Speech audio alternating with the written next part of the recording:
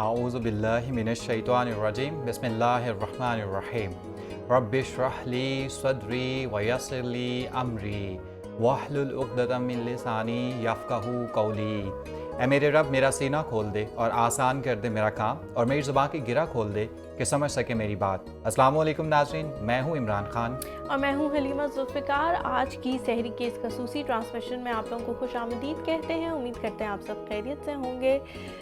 Imran, programme کو جیسے جیسے ہم لوگ آگے بڑھا رہے ہیں اور جیسے جیسے سحریاں مزید کرتے جا رہے ہیں، مجھے دکھ بھی ہو رہا ہے کہ ہم تقریباً مڈ تک پہنچ چکے ہیں، اور یہ وہ گھڑیاں ہیں کہ جتنی بھی رحمتیں اور برکتیں اللہ تعالیٰ کی ہم سمیٹ سکیں وہ ہمیں سمیٹ لینی چاہیے جلد از جلد، کیونکہ جس طرح ان 15 دنوں کا پتہ نہیں لگا، مجھے لگ رہا ہے اگلے 15 دنوں کا بھی بالکل پتہ نہیں چلے گا۔ اور حلیمہ، ان رحمتوں کو سمیٹنے کے لیے میرے خیال میں کلام الہی سے بڑی عبادت کوئی نہیں ہو سکتی۔ بالکل جی۔ اور ہم اپنی آج کے سحر عظیم کا آغاز کرتے ہیں تلاوت کلام اللہ۔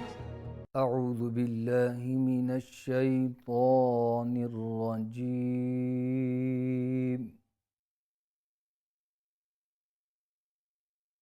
بسم اللہ الرحمن الرحیم،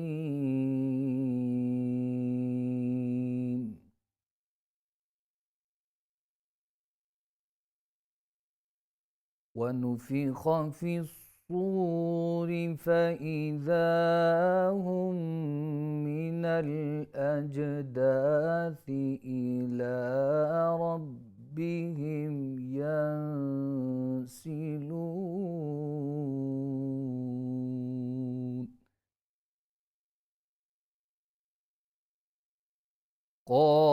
قالوا يا ويلنا من بعثنا من مرقدنا هذا ما وعد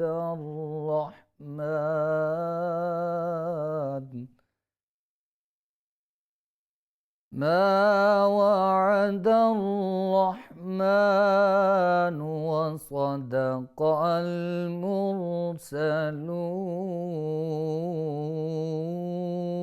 المرسلون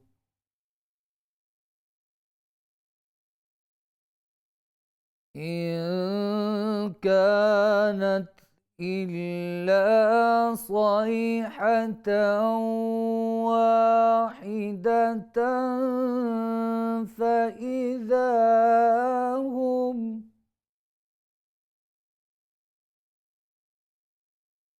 إلا صيحة واحدة فإذا هم جميع لدينا محضرون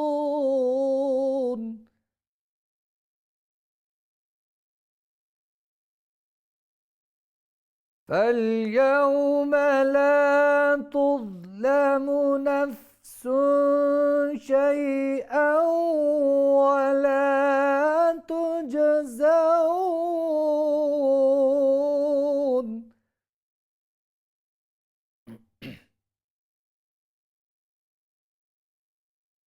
ولا تجزون إلا ما كنتم تعملون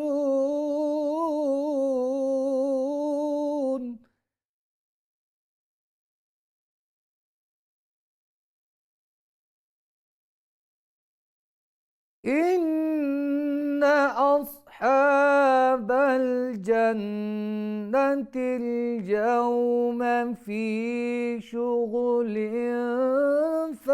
فاكهون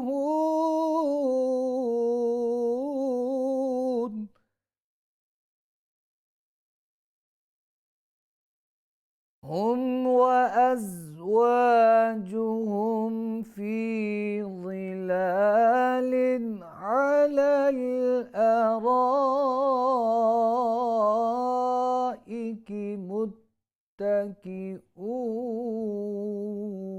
متكئون لهم فيها فاكهة ولهم ما يدعون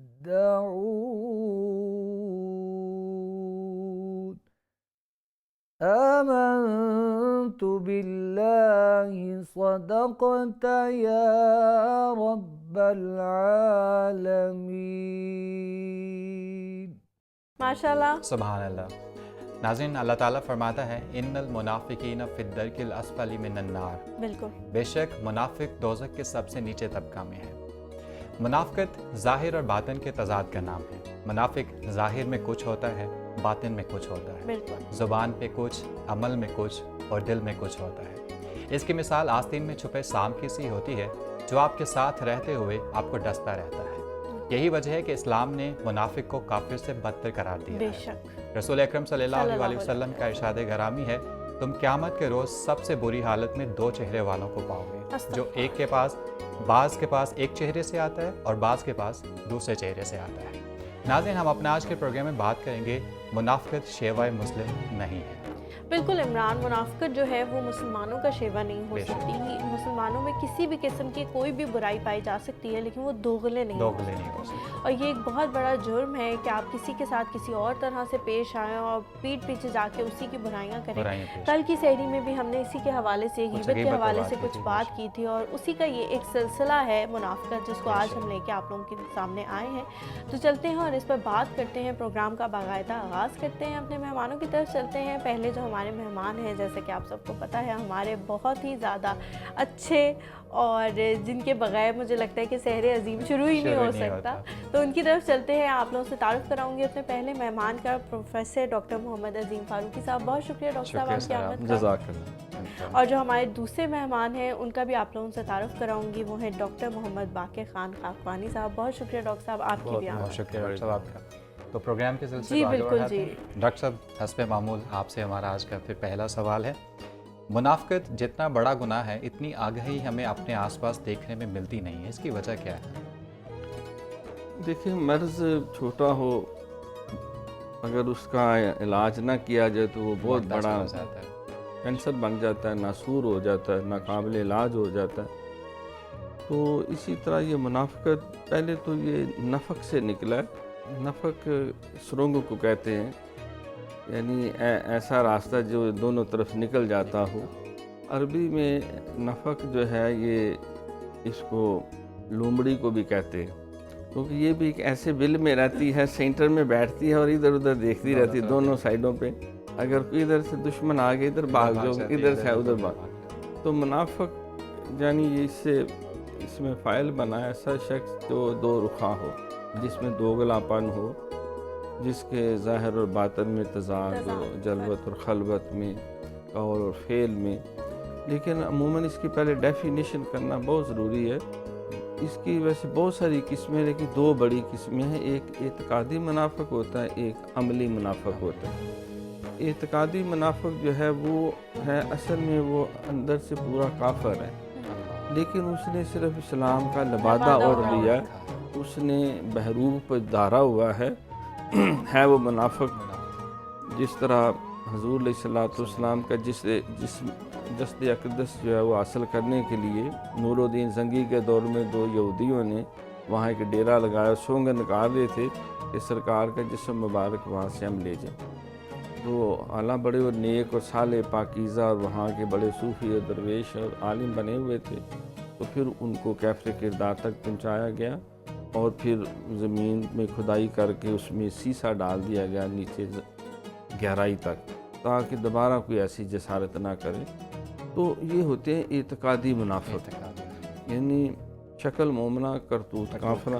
तो अमली तौर पे वो अंदर से गैर मुस्लिम होते हैं, सिर्फ मुसलमानों को नुकसान पहुँचाने के लिए, उनके अंदर दरारें डालने के लिए. जिस तरह अल्लामा ने भी कहा कि जाफ़र अज़ बंगाल व सादक अज़ दकन, नंगे आदम नंगे दी नंगे वतन. ये वो बदनसीब लोग होते हैं. दूसरे होते हैं अमली मुनाफ़िक़. अमली मुनाफ़िक़ हुआ है कि जिस तरह सरकार ने फरमाया कि मुनाफ़िक़त के 4 दर्जे हैं, जिसमें जो वो बदअमली पाई जाती है उतना मुनाफ़िक़ है. 1 है तो 1/4, 2 हैं तो 2/4, 3 है 3/4, 4 हैं तो 4/4, या 100% मुनाफ़िक़ है. उसमें पहले नंबर पे फरमाया कि जो अमानतों में ख़यानत करता है. दूसरा फरमाया कि जो बोलता है तो झूठ बोलता है. तीसरा फरमाया कि अगर کوئی جھگڑا شگڑا ہو جائے تو وہ گالی گلوچ شروع کر دیتا ہے، اور چوتھے نمبر پہ فرمایا کہ اگر کسی سے وعدہ کرے تو خلاف ورزی کر جاتا ہے۔ تو اب اس اعتبار سے جس طرح آپ نے توجہ مبذول کروائی ہے، تو اس میں تو شاید ہی کوئی بندہ بشر محفوظ ہو بالکل کہ انسان جھوٹ بھی نہ بولتا ہو، وعدہ خلافی بھی نہ کرتا ہو، امانت میں خیانت بھی نہ کرتا ہو، اور گالی گلوچ سے بھی وہ پاک صاف ہو۔ یہ تو کوئی اللہ کا ولی، کوئی جنید بغدادی یا کوئی نبی رسول ہوگا۔ اس وجہ سے قرآن پاک میں آپ حیران ہوں گے کہ اتنا شاید کافروں کا ذکر نہیں کیا گیا، جتنی منافقت کو بار بار اس کی متعدد شکلیں جو ہیں، کم و بیش 16 کے قریب تو قرآن نے بیان کی، اور فرمایا محبوب اس کے علاوہ بھی کئی منافق ہیں۔ تو یہ دو رخا پن جو ہے، یہ اس کو کہتے ہیں عملی منافق۔ ہوتے بیچارے ہمارے جیسے گناہگار، ہم مسلمان ہی ہیں، لیکن عمل کی کمزوری جو ہے وہ اس کے اندر دھار آتی ہے۔ تو اس اعتبار سے یہ جتنا کبھی جرم ہے، اتنا اس درجے میں اس کو لیا نہیں جاتا، حالانکہ لینا چاہیے، کیونکہ اس کی قباحتیں بہت زیادہ ہیں۔ جو بددیانت ہے، آپ محسوس کر سکتے ہیں کہ ہر بندہ کسی نہ کسی درجے میں اس کو امانت سونپی جاتی ہے، کسی کو عہدہ دیا جاتا ہے، اقتدار دیا جاتا ہے، کوئی اختیار دیا جاتا ہے کہ بھئی تو نے کسی کو بعض کا اچھی باتوں کا تحفہ دیا جاتا ہے، کسی کو کوئی اپنا راز ایک خیر خواہ سمجھ کے بتا دیتا ہے، اس کی محافظت کرنی۔ تو اگر وہ اس میں خیانت کرے تو کتنی خرابی پیدا ہو، کس قدر تباہی پھیل جائے۔ دوسرے نمبر پہ پھر یہ وعدہ خلافی، یہ تو سارا معاشرے کولیپس ہو کے رہ جاتا ہے۔ تجارت کی ساری دنیا جو ہے، ان کی 100% بنیادیں آج کل اسی کے اوپر ہے، وعدہ خلافی۔ کہتے ہیں گولی دے دی اس نے، دوسرے کو دھوکہ دے دیا۔ تو یہ ایسا انداز ہے کہ جو بہرحال تجارت کے لیے، روزگار کے لیے، اور معاشرتی جو حسن سلوک کا برتاؤ، اس کے لیے یہ انتہائی زہر قاتل ہے۔ پھر جہاں گالی گلوچ بڑوں کو، بچوں کو، بیوی کو، شوہر کو، ہر شے کو، حتیٰ کہ لوگ جانوروں کو بھی گالی دینا شروع کر دیں، یہ بھی ایک انسان کی بد زبانی بھی انسان کھوکھلا ہلکا ہو جاتا ہے۔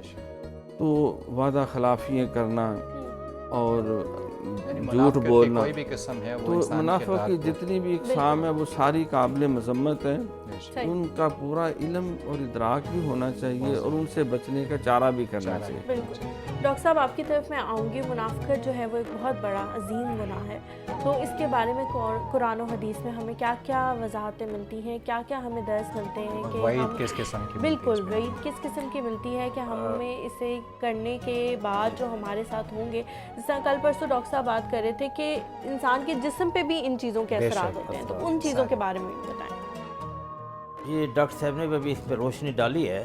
دراصل ایک ہے حق پرست، ایک ہے باطل پرست۔ دنیا میں دو گروہ ہیں، یہ ایک تیسرا گروہ ہے، یہ ان کے درمیان میں آ جاتا ہے۔ بالکل۔ اور اسلام کو باطل پرست اتنا نقصان نہیں پہنچاتے جتنا منافق پہنچاتے۔ اس لیے جیسے عمران صاحب نے قرآن مجید کی آیت پڑھی، ان کا انجام بہت برا ہے، ان المنافقین فی الدرک الاسفل من النار۔ اللہ تعالیٰ کو آخری ترین جو ان کا درجہ ہوگا، ان اللہ جامع المنافقین والکافرین جمیعا۔ اللہ تعالیٰ کافر اور منافقین دونوں کو جمع کریں گے جہنم کے اندر۔ گویا کہ یہ کافر بھی ہیں، کافروں سے بدتر بھی ہیں اس کے اندر، ٹھیک۔ اچھا، منافق جو ہے اس کی نشانیاں بھی ہیں، ٹھیک۔ مثال کے طور پہ جیسے ڈاکٹر صاحب نے کہا ہے کہ ایک اعتقادی نفاق ہے، جیسے ہم عقائد میں نفاق کہتے ہیں، ایک ہے عملی نفاق۔ اچھا، عقائد نفاق یہ ہے کہ رسول اکرم صلی اللہ علیہ وسلم کے دور میں وہ تھا، اور وہ رسول اکرم صلی اللہ علیہ وسلم کو مانتے بھی تھے، لیکن اس کے بعد رسول اکرم صلی اللہ علیہ وسلم کی مخالفت بھی کرتے تھے، تو وہ، اور جیسے ہی رسالت مآب صلی اللہ علیہ وسلم کی رحلت ہوئی تو اس کے بعد وہ نفاق ختم ہو گیا۔ اب جو ہے عملی نفاق ہے مسلمانوں کے اندر۔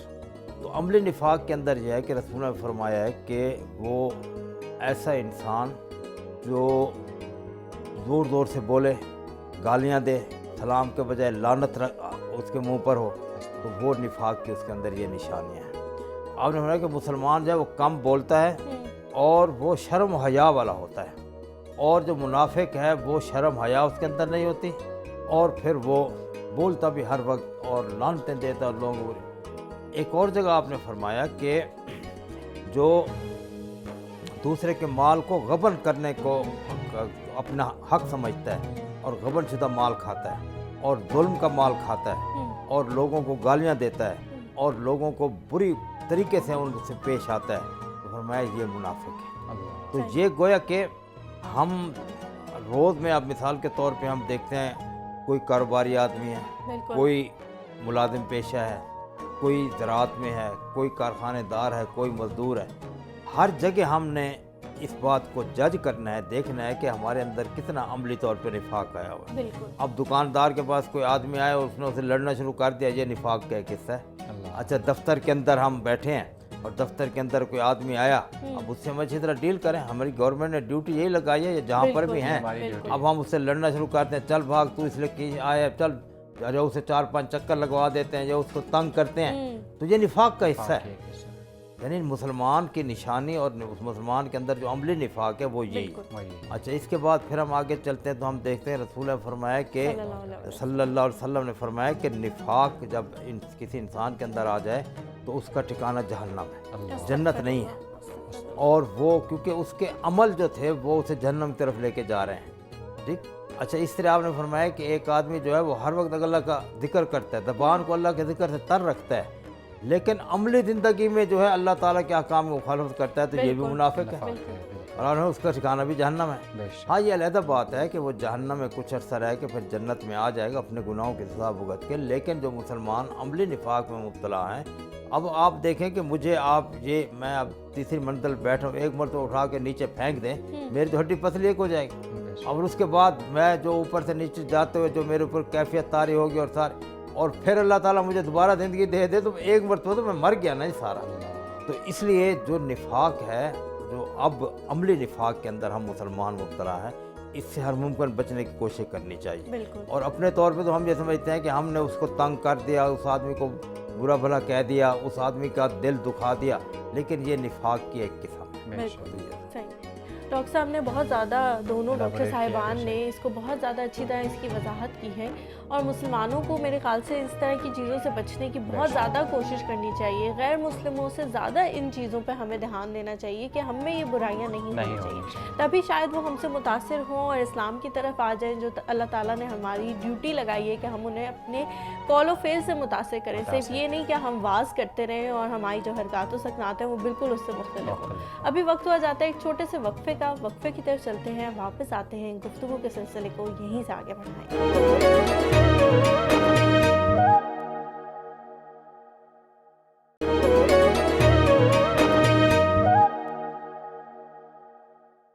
मांगने वाले तुझे मांगना आता ही नहीं, वो तो साइल को तलब से भी सवा देते हैं। सुभान अल्लाह। नाज़रीन, वक्फे के बाद आपको दोबारा खुश आमदीद कहते हैं। प्रोग्राम का सिलसिला भी जारी है। अगर वक्त हुआ है नात रसूल मकबूल सल्लल्लाहु अलैहि वसल्लम का, आइए नात के अशार से अपने दिलों को मुनव्वर करते हैं। लो मदीने की तजल्ली से लगाए हुए हैं, लो मदीने की तजल्ली से लगाए हुए हैं, दिल को हम मत लाए अनवार बनाए हुए हैं, कश्तियाँ अपनी अपनी कश्तियाँ अपनी किनारे से लगाए हुए हैं, कश्तियाँ अपनी किनारे से लगाए हुए हैं, क्या वो डूबे जो मोहम्मद के तराए हुए हैं, क्या वो डूबे जो मोहम्मद के तराए हुए हैं। अल्लाह अल्लाह अल्लाह अल्लाह अल्लाह, मदीने पे ये जलवों की पुकार, अल्लाह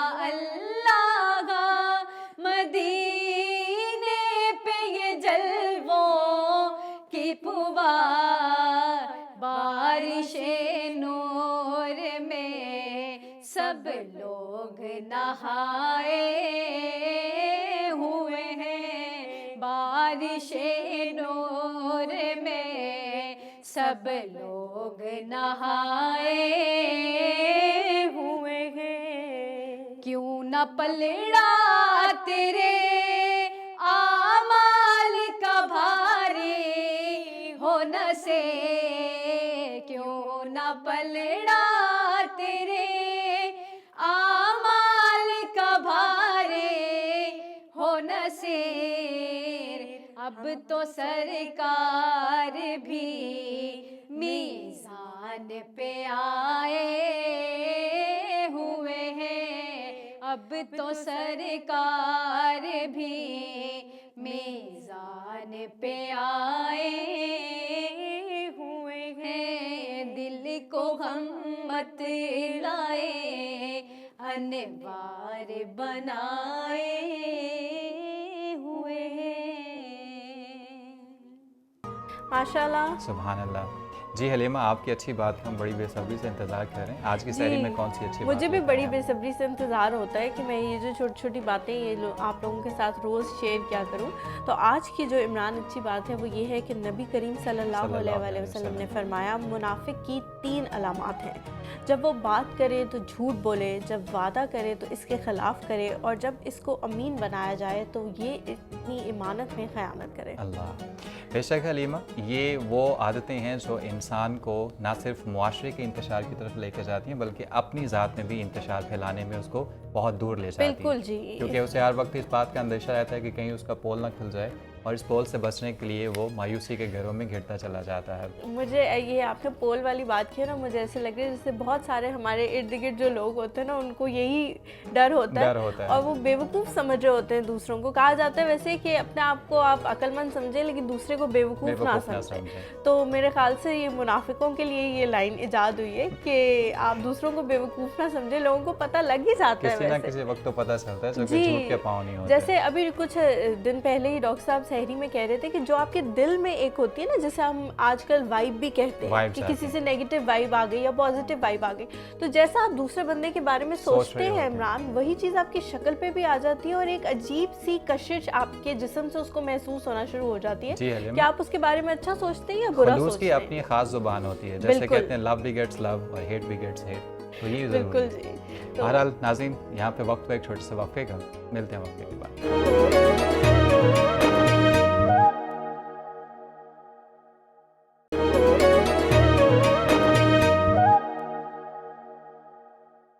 जी नाज़रीन, वक्फे के बाद एक बार फिर आप लोगों को खुशामदीद कहते हैं। चलते हैं आज के खूबसूरत से कलाम की तरफ और जल्दी से सुने वापस आएँ क्योंकि बहुत इंपॉर्टेंट टॉपिक है और हमने इसमें बहुत सारी रहनुमाई लेनी है हमारे मेहमानों से।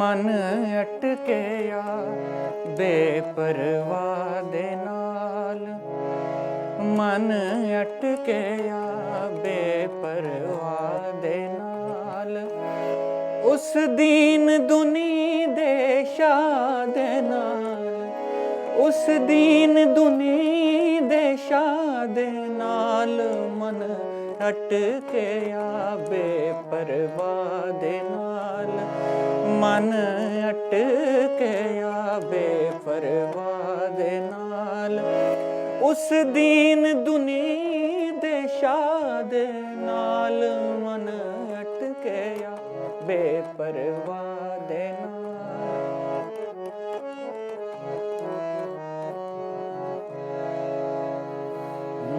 नदियों पार रांझण दा ठाणा, नदियों पार रांझण दा ठाणा, कीते कोल जरूर जाना, नदियों पार ਰਾਂਝਣ ਦਾ ਠਾਣਾ ਕੀਤੇ ਕੋਲ ਜ਼ਰੂਰ ਜਾਣਾ ਮਿੰਨਤਾਂ ਕਰਾਂ ਮੱਲਾ ਦੇ ਨਾਲ ਮਿੰਨਤਾਂ ਕਰਾਂ ਮੱਲਾ ਦੇ ਨਾਲ ਮਨ ਅਟਕਿਆ ਬੇਪਰਵਾਹ ਦੇ ਨਾਲ ਮਨ ਅਟਕਿਆ ਬੇਪਰਵਾਹ ਦੇ ਨਾਲ ਉਸ ਦੀਨ ਦੁਨੀਆ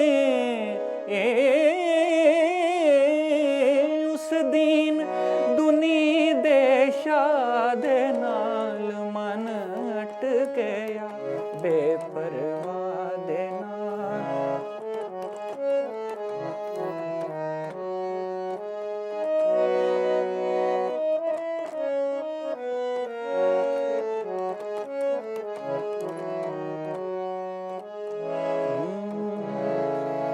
ਕਹੇ ਹੁਸੈਨ ਫਕੀਰ ਨੇ ਮਾਣਾ ਕਹੇ ਹੁਸੈਨ ਫਕੀਰ ਨੇ ਮਾਣਾ ਸੱਚੇ ਸਾਹਿਬ ਨੂੰ ਮੈਂ ਜਾਣਾ ਕਹੇ ਹੁਸੈਨ ਫਕੀਰ ਨੇ ਮਾਣਾ ਸੱਚੇ ਸਾਹਿਬ ਨੂੰ ਮੈਂ ਜਾਣਾ ਔੜਕ ਕਮਲਾ ਦੇ ਨਾਲ ਮਨ ਅਟਕਿਆ ਬੇਪਰਵਾਹ ਦੇ ਨਾਲ ਔੜਕ ਕਮਲਾ ਦੇ ਨਾਲ ਮਨ ਅਟਕਿਆ ਬੇਪਰਵਾਹ ਦੇ ਨਾਲ ਮਨ ਅਟਕਿਆ ਬੇਪਰਵਾਹ ਦੇ ਨਾਲ ਉਸ ਦੀਨ ਦੁਨੀ ਦੇ ਸ਼ਾਹ ਦੇ ਨਾਲ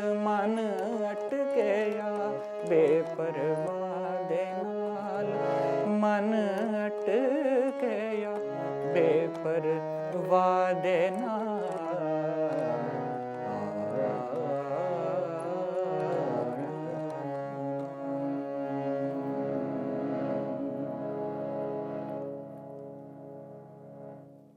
माशाल्लाह बहुत खूब। जी माशाल्लाह, बहुत ही अच्छा उम्दा कलाम था। लेकिन चलते हैं, अपनी गुफ्तगू को आगे बढ़ाते हैं। डॉक्टर साहब, आपकी तरफ मैं आऊँगी। मुझे ये बताएं कि सबसे ज़्यादा मुनाफ़क़त किस शोबा ज़िंदगी में हम आजकल देखने को हमें मिलती है? मुनाफ़क़त हुज़ूर अलैहिस्सलाम की तालीमात से भी हमें इसमें काफ़ी रहनुमाई मिलती है।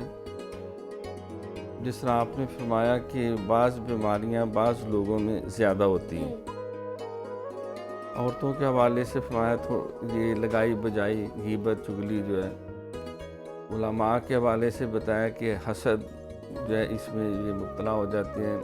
जो अहबार हैं या जिन्हें दरवेश फ़कीर कहते हैं, तकब्बुर की बीमारी, जी अस्तग़फिरुल्लाह। और जो देहाती या अनपढ़ लोग होते हैं उनमें ज़िद और हट धर्मी की बीमारी जो है, इनके हवाले से फरमाया कि ये द्रोह गोई जो है, यावा गोई, लगवियात बयान करना, ये कारोबारी लोगों में बहुत ज़्यादा है। क्योंकि ये मिलावट ये भी मुनाफ़क़त का एक अंदाज़ है, ज़ख़ीरा अंदोज़ी ये भी उसी का एक अंदाज़ है। दायां दिखा के बायां मारना, यानी सौदा दिखाया कुछ है दे कोई और दी है, ये भी उसी की एक अलामत है। नाप तोल में जो कमी है ये भी उसी की एक अलामत है। और इसी में तजारत में तो बेतहाशा वादे किए जाते हैं कि आप ये दीजिए मैं पेमेंट कर दूंगा, पेमेंट आ रही है, पेमेंट जा रही है, सौदा रात पहुंचेगा, परसों आ जाएगा, लेकिन उन्हें पता होता है कुछ भी नहीं इसके अंदर। तो हमें बस किसी का ना वक्त पाने के लिए और अपना उसको धोखा देने की एक सिलसिला होता है। तो तजारत की दुनिया में इसीलिए हुज़ूर अलैहिस्सलाम फरमाया करते थे कि अत्ताजिर सदूकुल अमीन मान नबिय्यीना व सिद्दीक़ीना व शुहदा। जो तिजारत में जो है वो अमानत, तो पहला लफ्ज़ अमानत और सदाकत, ज़बान का भी और हाथ का भी, दोनों तरफ नाप तोल में भी कमी ना हो, वो उसका पूरा लिहाज रखता है। तो वो मामूली दर्जे का नहीं है, चाहे वो गंढे प्याज बेचता है, कोई आम तरकारी बेचता है, अगर वो امانت داری اور صداقت سے یہ کام کرتا ہے تو وہ نبیوں، صدیقوں، شہیدوں کے ساتھ ہوگا. سبحان اللہ، اور یہ بھی فرمایا کہ القاسب و حبیب اللہ. تو آپ علیہ الصلوۃ والسلام عموماً نماز ظہر کے بعد اور آپ کے جتنے نمائندگان اس کے بعد سارے خلفائے راشدین کے دور میں تمام گورنر اور ہر علاقے کا جو نگران شخص ہوتا ہے تو اس کی ڈیوٹی ہوتی تھی کہ زور کی نماز پڑھ کے مارکیٹ میں چلا جائے اور مارکیٹ میں پھرے اور وہاں جا کے دیکھے کہ کوئی ذخیرہ اندوزی نہیں کر رہا، کوئی جال سازی نہیں کر رہا، کوئی ریٹ زیادہ نہیں بڑھا رہا، بلکہ آپ نے کہا کہ یہ جو رستوں کو تنگ کر دیتے ہیں بازاروں کے اندر، وہ خانچہ فروش بعض کا اپنی دکانیں بڑھا کے 5 فٹ کی دکان ہوتی ہے، 15 فٹ وہ سڑک کے اوپر، اس پہ آپ نے سخت گرفت کی اور انتہائی ناپسند کیا. اور یہ بھی منافقت کی ایک صورت ہے کہ لوگوں کے لیے اذیت کا باعث بننا، لوگوں کے گزرگاہ کو تنگ کر دینا تھا. پھر جو وہاں گندگیاں پھیلاتے ہیں ان کو بھی چیک کیا جاتا تھا کہ گندگی نہ پھیلائیں، بازاروں کو صاف ستھرا رکھیں. اسی بنا پہ آپ فرماتے ہیں کہ جو زمین پہ سب سے زیادہ قطع زمین اللہ کو پسند ہے وہ مسجد ہے، اور سب سے جو ابغض برا ترین جگہ ہے وہ بازار ہے. وہ اسی لیے کہا کہ وہاں منافقت کا جو سلسلہ ہوتا ہے، دھوکہ دہی کا حصہ ہوتا ہے، لوٹ مار کا ہوتا ہے. قرآن نے کتنے واضح کہا کہ یا ایھا الذین آمنوا لا تاکلوا اموالکم بینکم بالباطل، اے ایمان والو باطل طریقے سے اپنے مال نہ کھاؤ، کیونکہ یہ منافقت کی علامات میں سے ہے. پھر تجارت کا ایک ایسا اصول ہے کہ فرمایا کہ ایک لقمہ حرام، حالانکہ وہ سمجھتا کہ میں تو اپنی چلاکی سے یہ میں پیسے بٹور رہا ہوں، حاصل کر رہا ہوں. فرمایا ایک لقمہ حرام جس نے کھا لیا 40 دن تک اس کی کوئی عبادت ہی قبول نہیں، اور اگر عبادت کے 10 حصے ہوں تو 9 حصے صرف یہ رزق حلال کمانا اور کھانا ہے. بہت شکریہ ڈاکٹر صاحب.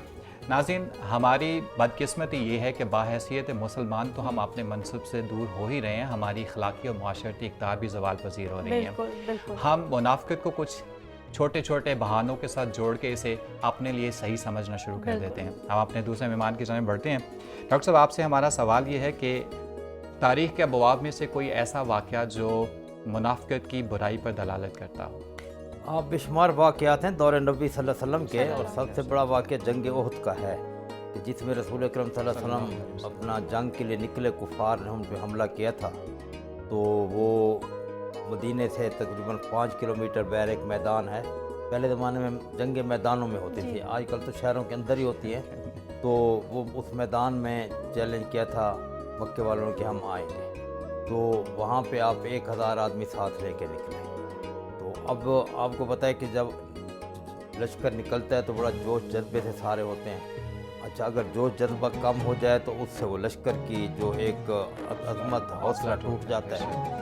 تو وہ جب نکلے تو راستے میں ابھی 2-2.5 کلومیٹر گئے تھے کہ وہاں پہ عبداللہ بن ابی جو رئیس المنافقین تھا، وہ 300 لوگوں کو ساتھ لے کے پیچھے پلٹ گیا. اور اس کا اصل ٹارگٹ یہ تھا کہ مسلمانوں کا دل ٹوٹ جائے اور وہ اس حوصلے شکنی ہو اور وہ اس تندہی اور حوصلے سے نہ لڑیں جو کہ لڑنا چاہیے تھا. لیکن اس وقت حضرت عمر فاروق نے فرمایا کہ یا رسول اللہ، میں حکم دیں ہم ان کو جو ہے یہیں ان کا صفایا کر دیں. تو میں نہیں، یہ نہیں، ان کو جو ہے جانے دیں جو بھی کرتے ہیں. یعنی یہ دیکھیں کہ منافقوں کے ساتھ رسول اکرم صلی اللہ علیہ وسلم رویہ کیا تھا. اچھا، اس کے بعد وہی عبداللہ بن ابی جس نے ہر موقع پہ رسول تکلیف دی، جب وہ فوت ہوا تو اس نے وصیت کی کہ میرا جنازہ رسول اکرم صلی اللہ علیہ وسلم پڑھائیں. یہ وصیت کر کے کیا. تو اس کا جو بیٹا تھا عبداللہ بن ابی کا، اس کا نام بھی عبداللہ تھا، وہ پکا مسلمان تھا. عبداللہ بن ابی وہ رسول اللہ کے پاس ہے، یا رسول اللہ یہ رسول اللہ، فرمایا ٹھیک ہے. تو اس نے کہا کہ یا رسول اللہ، اب جو ان کا بیٹا تھا تو کہ اپنا کرتا دیں تاکہ میں انہیں ان کے اوپر ڈالوں. تو آپ نے اپنا کرتا دے دیا. اخلاق دیکھیں ایک ہے ان کی منافقت اپنی جگہ ہے، واضح ہے، لیکن ہمیں اپنا اخلاق جو ہے وہ ان کی وجہ سے خراب نہیں کرنا چاہیے. اچھا، جب رسول اکرم صلی اللہ علیہ وسلم جنازے کے لیے جانے لگے، حضرت عمر فاروق رضی اللہ تعالیٰ عنہ نے انہیں روکا. تو آپ نے فرمایا عمر میرے راستے سے ہٹ جاؤ، مجھے اللہ تعالیٰ نے اختیار دیا ہے، تو میں جتنا نرم ہو سکتا ہوں میں اتنا نرم ہو کے آپ نے اس کا جنازہ بھی پڑھایا اور قبر میں دفنانے تک وہاں کھڑے رہے. لیکن پھر یہی ہوا کہ جیسے واپس آئے تو قرآن وہی نازل ہو گیا کہ آئندہ کسی منافق کی نہ آپ نے جنازہ پڑھا نہ ان کی قبر پر کھڑا ہونا ہے. یعنی تو یہ بہت بڑا واقعہ ہے یہ ہمارے اس نفاق کے اندر کہ جیسے ڈاکٹر صاحب نے بتایا کہ عمل نفاق کی مختلف صورتیں ہیں، تو ان کو سمجھانے کے لیے یہ نہ ہو کہ ہم اپنے آپ کو منافق بنا لیں۔ بے شک ڈاکٹر صاحب۔ تو ڈاکٹر صاحب کی بلا نے جس طرح وہ غزوہ احد کا ذکر کیا، رئیس المنافقین کی کارروائی پہ وہ 250-300 لوگ لے کے جدا ہو گیا، مسلمانوں کو کافی ہزیمت بھی اس میں اٹھانی پڑی، تو اب وہی رئیس المنافقین جب مرنے لگا تو کہا کہ حضور کا کرتا بھی مجھے دیا جائے، آپ کے کچھ تبرکات بھی دیے جائیں، میرا جنازہ بھی پڑھائیں اور میرے لیے دعا بھی کریں۔ تو آپ صلی اللہ علیہ وسلم کیونکہ آپ رحمت للعالمین آپ تشریف لے گئے، جس پہ کافی صحابہ کچھ قبیلہ خاطر بھی تھے، تو اب حضور علیہ السلام نے وہ عمل کیا۔ بعد میں اللہ نے فرمایا کہ آپ 70 دفعہ بھی اس کے لیے توبہ دعا کریں گے، میں نہیں اس کو بخشنا کیونکہ آپ کو ستاتا رہے۔ تو اس پہ حضور علیہ السلام کے اس عمل سے فائدہ یہ ہوا کہ وہ جو اس کے ساتھ 2,500-3 ہزار لوگ در پردہ منافق جو اٹیچ تھے وہ سارے اس کو چھوڑ گئے، کہ خود یہ اتنا اندر سے پکا ہے کہ اسے پتہ ہے کہ میری بخشش تب ہوگی جب حضور جنازہ پڑھائیں گے، ان کا کرتا ملے گا۔ تو اندر سے یہ پکا مسلمان تھا، ہمیشہ نے بیوقوف بنایا تھا، وہ پھر سچی توبہ کر کے پکے مسلمان ہو گئے۔ صحیح صحیح۔ جی ناظرین، منافق تو اپنے نفاق پہ ڈٹا رہتا ہے، لیکن ایسے میں ہمیں ہمیشہ خوش اخلاقی کا مظاہرہ کرنا چاہیے۔ ہو سکتا ہے کہ ہماری خوش اخلاقی سے اللہ اس کے دل کی حالت کو بدل دے اور وہ اپنے نفاق سے باز آ جائے۔ گفتگو کا سلسلہ بھی جاری ہے، وقت ایک چھوٹے سے وقفے کا، ملتے ہیں وقفے کے بعد۔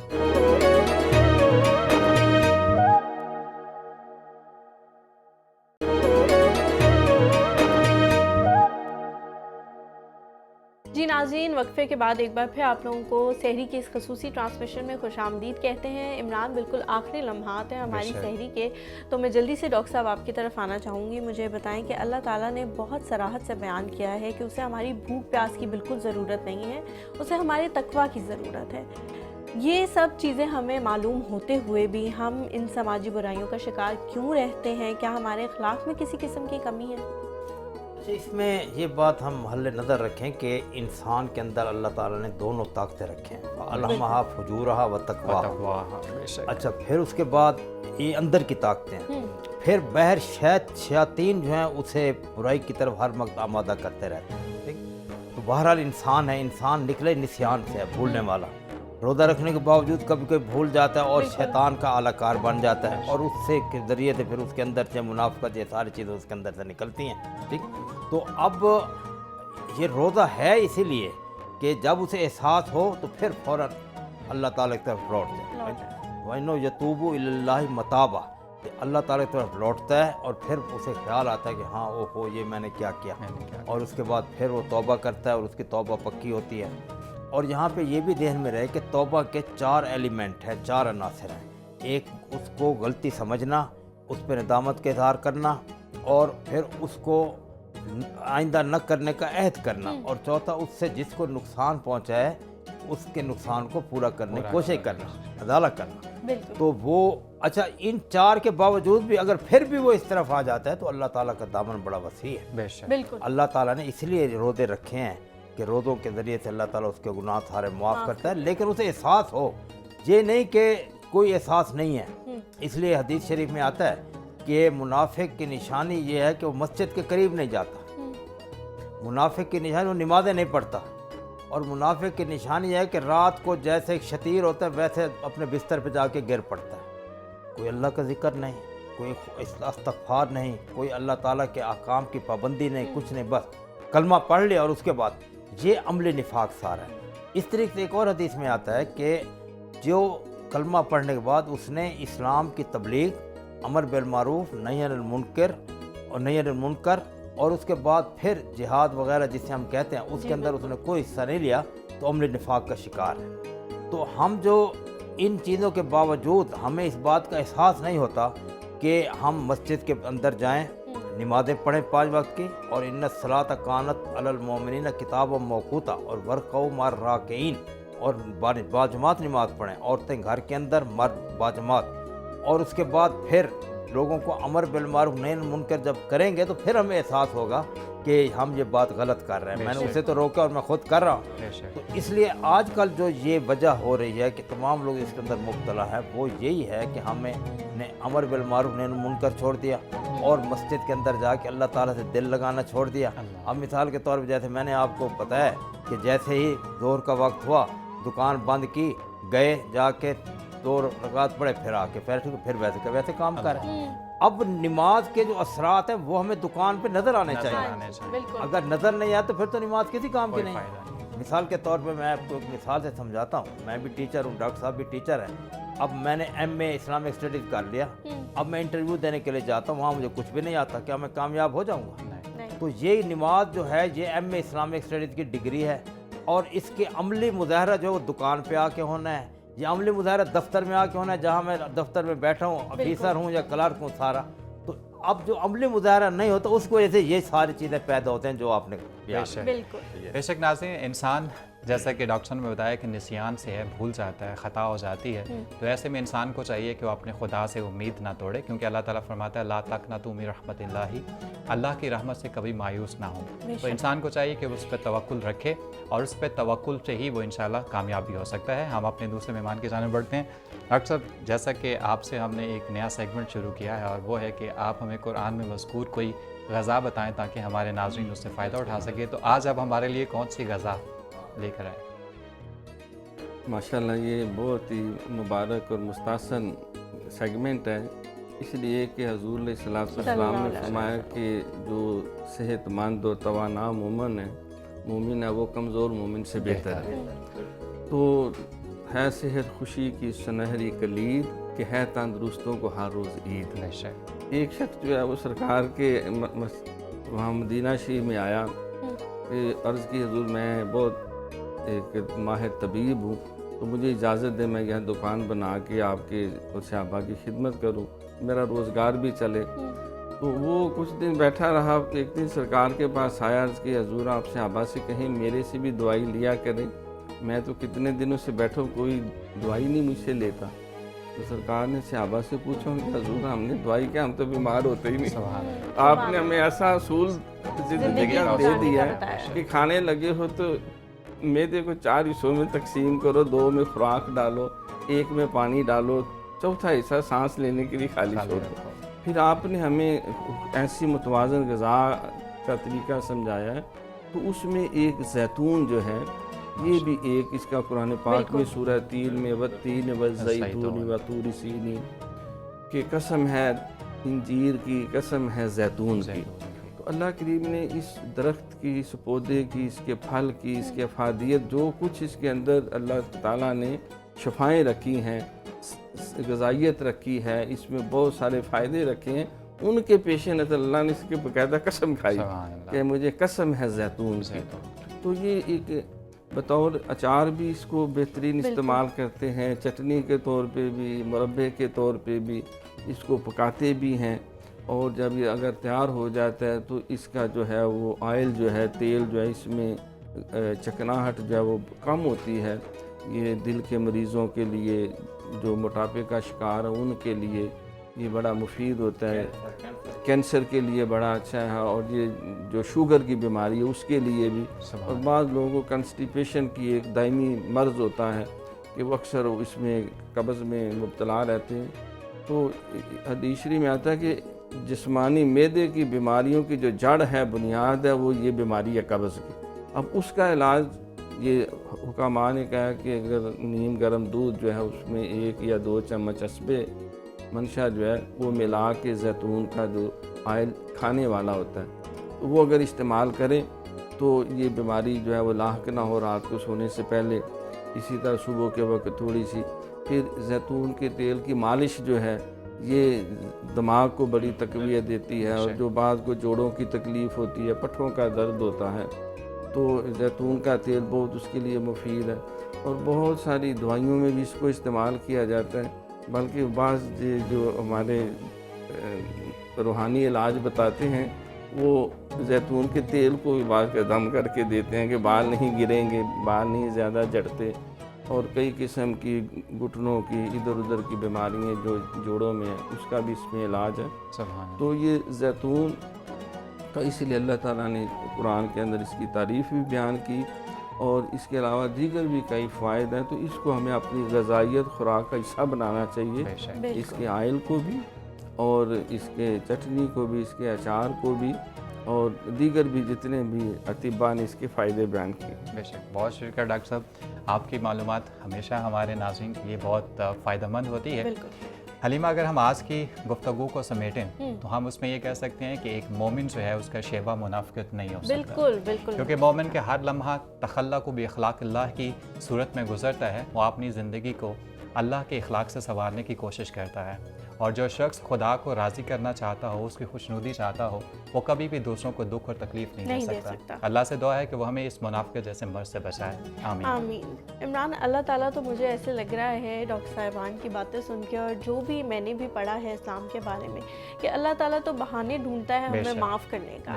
ہم ہی ہیں جو اس کی رحمتیں سمیٹنے سے پیچھے رہ جاتے ہیں. تو اس رمضان ہمیں کوشش کرنی چاہیے کہ ہم اس کی زیادہ سے زیادہ رحمتیں سمیٹ سکیں. ابھی ہمارا آپ سے اجازت لینے کا وقت ہوا جاتا ہے. اجازت دیجیے ہمیں. انشاءاللہ کل آپ لوگوں سے اسی وقت ملاقات ہوگی.